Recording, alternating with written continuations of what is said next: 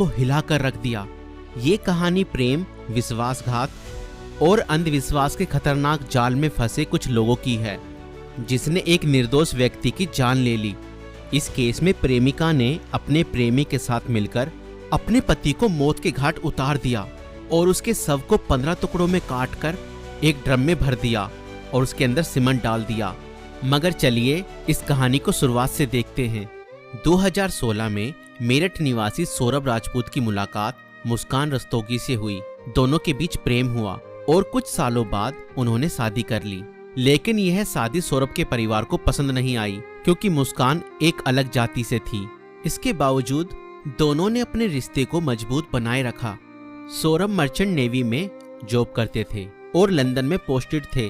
शादी के कुछ समय बाद सौरभ लंदन चले गए, जबकि मुस्कान अपनी बेटी के साथ मेरठ में रहने लगी। इस दौरान उनकी जिंदगी में एक तीसरा व्यक्ति साहिल शुक्ला आया, जो मुस्कान को पहले से ही जानता था। सौरभ के लंदन में रहने के कारण मुस्कान की नजदीकियां साहिल से बढ़ने लगी। साहिल, जो पहले से ही मुस्कान को पसंद करता था, अब खुलकर उसके साथ वक्त बिताने लगा। मुस्कान ने उसे यह यकीन दिला दिया कि वह अपने पति के साथ खुश नहीं है और वह साहिल से सच्चा प्यार करती है। साहिल शुक्ला अंधविश्वासी प्रवृत्ति का था और आत्माओं, तंत्र मंत्र जैसी चीजों में विश्वास करता था। मुस्कान ने इस बात का फायदा उठाते हुए उसके लिए स्नैपचैट पर एक फर्जी अकाउंट बनाया, जिससे वह साहिल शुक्ला की मरी हुई मां के नाम से चैट करती थी।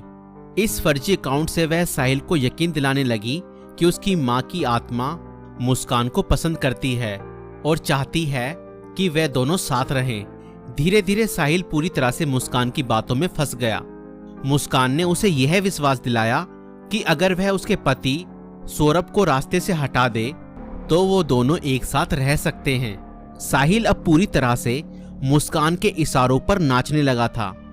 मुस्कान और साहिल ने मिलकर सौरभ को मारने की साजिश रची। 4 मार्च 2025 को जब सौरभ लंदन से मेरठ अपनी पत्नी और बेटी से मिलने आया, तब मुस्कान ने सौरभ की फेवरेट सब्जी कोफ्तों में बेहोशी की दवाई मिलाकर खिला दी।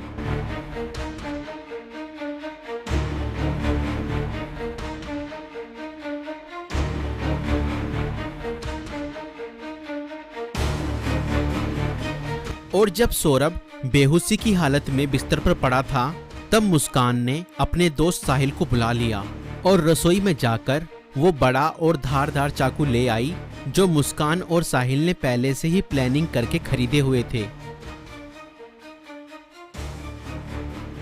और करीब 20 मिनट तक साहिल ने मुस्कान को बताया कि कैसे उसे अपने पति का वध करना है।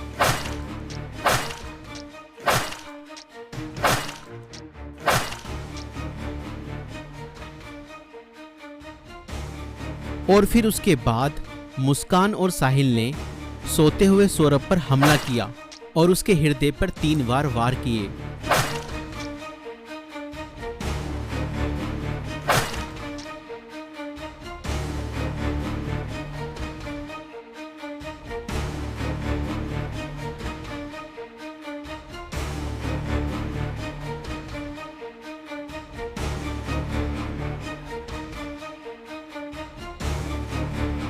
और घर में पड़े कूलर को भी ऑन कर दिया ताकि उसकी आवाज किसी को भी ना सुनाई दे। जब उन्होंने सौरभ को खत्म कर दिया, उसके बाद वह उसकी बॉडी को बाथरूम में ले गए।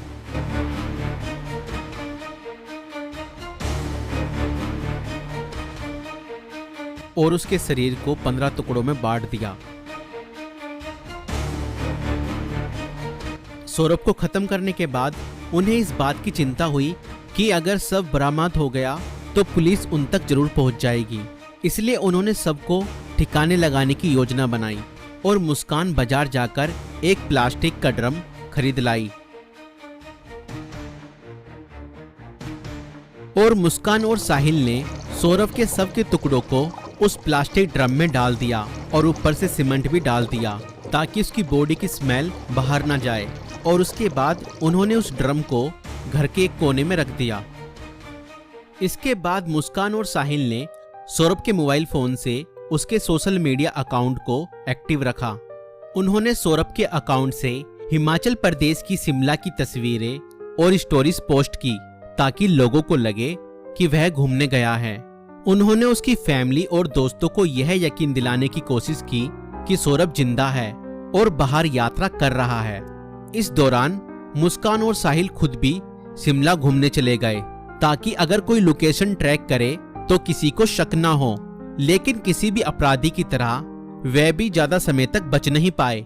सौरभ के परिवार ने जब उससे संपर्क करने की कोशिश की और कोई जवाब नहीं मिला तो उन्हें शक हुआ। परिवार ने मेरठ पुलिस में गुमशुदा की रिपोर्ट दर्ज कराई।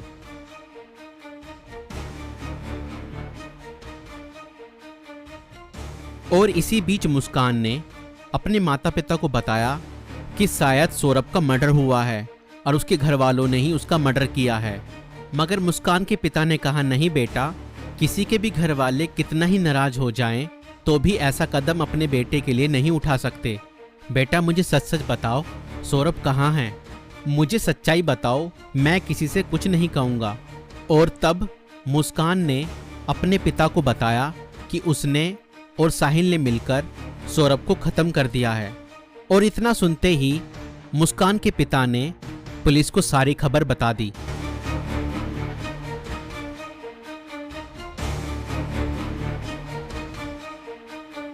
और पुलिस ने तुरंत मुस्कान और साहिल को गिरफ्तार किया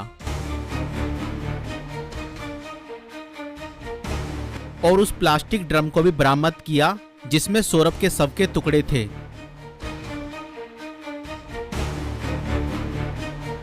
उस प्लास्टिक ड्रम को काटा गया और सौरभ के शरीर के टुकड़ों को बरामद किया गया। इस खौफनाक हत्या मिस्ट्री का अंत पुलिस द्वारा हत्यारों की गिरफ्तारी के साथ हुआ। पुलिस ने मुस्कान और साहिल को गिरफ्तार कर लिया। दोनों पर हत्या, साजिश और शव को छुपाने के गंभीर आरोप लगाए गए। दोस्तों, ये घटना हमें यह सिखाती है कि अंधविश्वास का अंजाम बहुत बुरा और भयानक होता है। साहिल ने अपनी मां की आत्मा के नाम पर बनाए गए एक फर्जी अकाउंट पर भरोसा किया और हत्या जैसा अपराध कर दिया। और गलत संबंध और रिश्तों का अंजाम बहुत बुरा ही होता है। मुस्कान ने अपने फायदे के लिए साहिल को मानसिक रूप से कंट्रोल किया और हत्या तक करवा दी। और कानून से कोई नहीं बच सकता, चाहे अपराध कितना भी चालाकी से किया जाए। पुलिस की जांच और सबूतों के आधार पर अपराधी पकड़े ही जाते हैं। इसलिए रिश्ते सोच